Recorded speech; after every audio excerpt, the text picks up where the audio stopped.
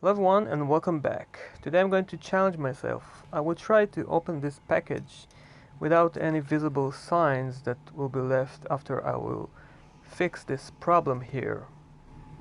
Okay, so first of all you need to get hold on some thinner and a tiny sponge.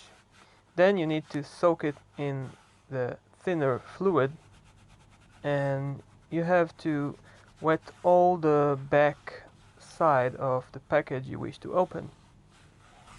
Then after a few minutes, and once you can see that the fluid is soaked in, you can try and open the package, but try to be as gentle as you can. You don't want to tear it down. The rest of this fix is pretty obvious. I will open the base, I will position it in the right way, and then I will close the car back together. I might as well customize this car, but this time I want this car to be in its original state since I'm a collector and I wish this one will be as original as it can. I wouldn't care customizing this car, but since I found only one of this paint scheme, I would like to leave it this way. I really hate it that when I buy something and then I discover at home that it has this error or defect.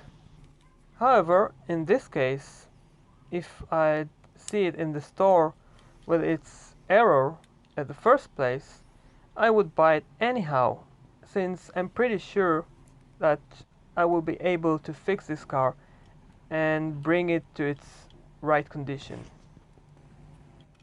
Okay, so now I'm checking to see that everything is in the right way as it should be, and it is time to return this car into its original package.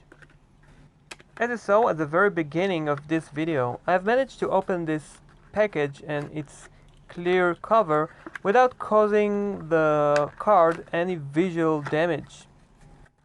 At this point, you should be aware to return this car back to its original position. As you know, Hot Wheels cars are always facing to the right, not like Matchbox, which are facing to the left.